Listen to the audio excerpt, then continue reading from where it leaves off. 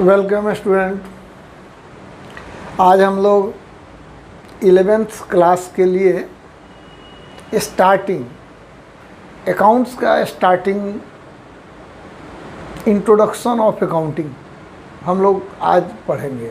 अर्थात वे स्टूडेंट जो कॉमर्स में एडमिट हुए हैं और उनको स्टार्ट करना है 11th का क्लास, उनके लिए सबसे पहले अकाउंटिंग क्या है। स्टूडेंट, अकाउंटिंग का मतलब होता है लेखांकन। लेखांकन किसी भी संस्था के लिए महत्वपूर्ण होता है। जैसे हर कंपनियों में फाइनेंशियल जो भी लेन देन होता है उसको हम लोग रिकॉर्ड करते हैं और उसके आधार पर वर्ष के अंत में लाभ हानि की गणना करते हैं। तरह तरह के बुक्स ऑफ अकाउंट बनाए जाते हैं। तो उसी अकाउंटिंग के बारे में, जैसे देखिए, अकाउंटिंग जस्ट लाइक एक मैथमेटिक्स जैसे गणनाओं पर आधारित है, परंतु अकाउंटिंग के अंतर्गत एक प्रक्रिया से गुजरते हुए हम लोग कुछ गणनाएं करते हुए जाते हैं और वर्ष के अंत तक कंपनी में जो भी लेन देन फाइनेंशियली, वित्तीय, मौद्रिक जो भी लेन देन हुए हैं सब को हम लोग एक समराइज फॉर्म में रिजल्ट जैसे, अर्थात क्या लाभ है, क्या हानि है, कितनी पूंजी है, कितनी संपत्ति है, कितने कर्ज हैं, कितने बैंक में जमा है, कितने कैश इन हैंड है, कितने माल पड़े हुए हैं, कितना किसी से लेना है, किसी को क्या देना है, बैंक का कर्ज क्या है, होल स्थिति का पता वर्ष के अंत में चल जाता है, ताकि कंपनी का वर्ष के अंत में लाभ हानि की गणना हम लोग कर लेते हैं। तो ऐसे चूँकि कंपनियों में 2-4 ट्रांजैक्शन नहीं होते हैं, लाखों करोड़ों ट्रांजैक्शन होते हैं कंपनी में, और वो भी वर्ष भर का। तो स्टूडेंट, इसी बात को समझना है। अकाउंटिंग का सबसे पहले हम लोग अब स्टार्ट कर रहे हैं, तो लेखांकन क्या है उसके बारे में पहले जानना जरूरी है, और हम लोग सिस्टमेटिक तौर से आगे बढ़ते चलेंगे। ये फर्स्ट लेक्चर है, लेक्चर 1 है। तो स्टूडेंट, आप देखिए, सबसे पहले हम मीनिंग ऑफ अकाउंटिंग, लेखांकन का क्या अर्थ है। देखिए, accounting is a process of identifying, measuring, recording, classifying, summarising, interpreting and communicating financial information to the users of such financial information। इसका मतलब है लेखांकन एक ऐसी प्रक्रिया है जिसके अंतर्गत हम लोग वित्तीय सूचनाओं को आइडेंटिफाई करते हैं, पहचान करते हैं। वित्तीय सूचनाओं को, वित्तीय लेन देनों को, सूचनाओं को पहचान करते हैं।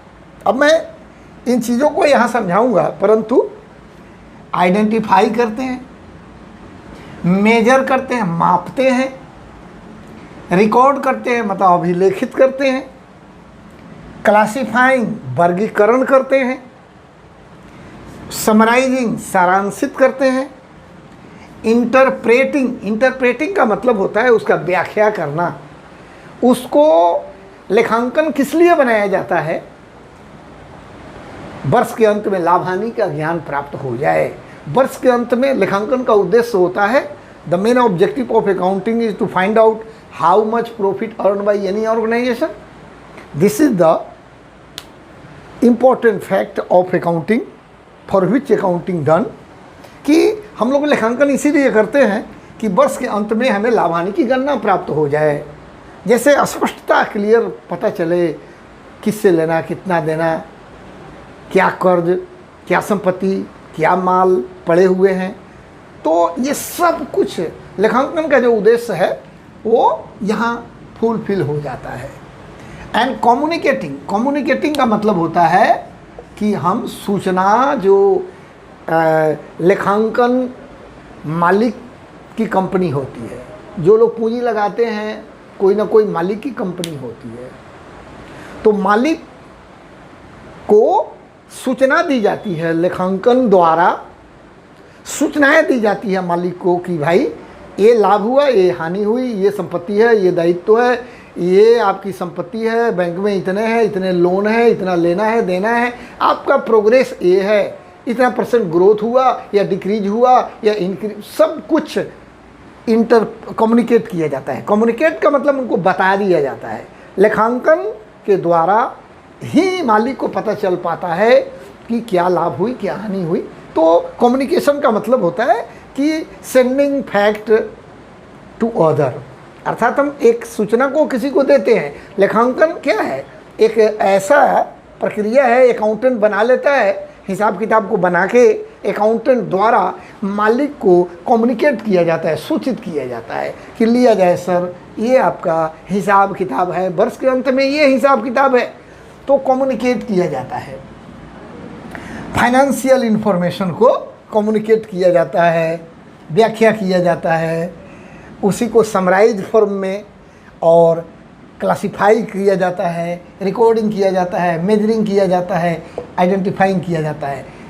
तो लेखांकन का करने का यही। अब स्टूडेंट, तो अब अलग अलग मैं इसका और समझा देता हूँ। इसमें कितने पॉइंट हैं? 1 है, 2, 3,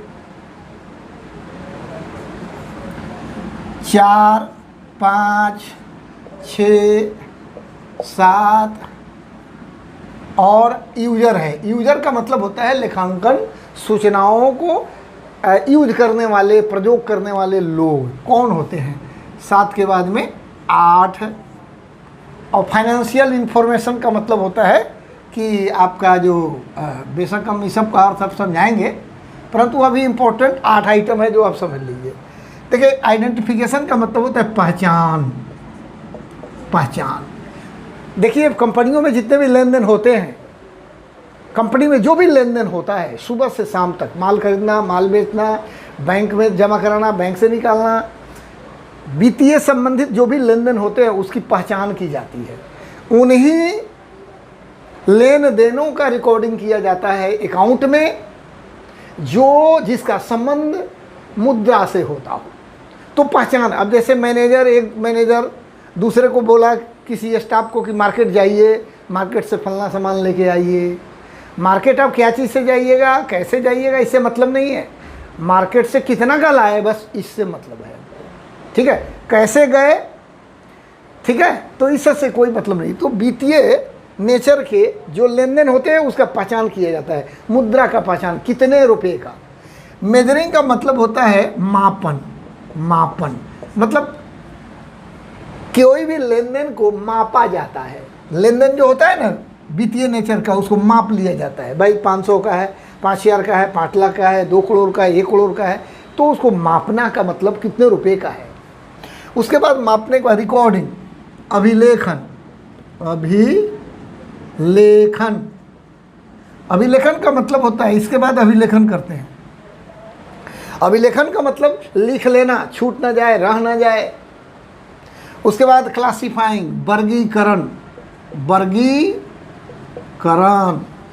अर्थात वर्गीकरण का मतलब होता है लेजर वगैरह बनाते हैं। इसके अंतर्गत हम लोग लेजर अर्थात अलग अलग नेचर के लेन देनों को अलग अलग रिकॉर्ड करते हैं।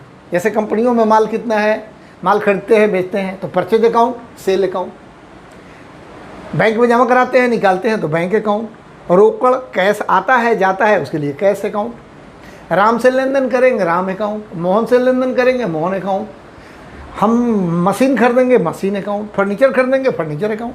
इट मीन्स हम लोग अलग अलग आइटम के लिए अकाउंट्स ओपन करते हैं, तो क्लासीफाई, उसी को क्लासीफाइंग करते हैं। इसका मतलब हमें पता चल जाता है हमारे पास क्या क्या वस्तुएं हैं, संपत्ति क्या है, दायित्व क्या है।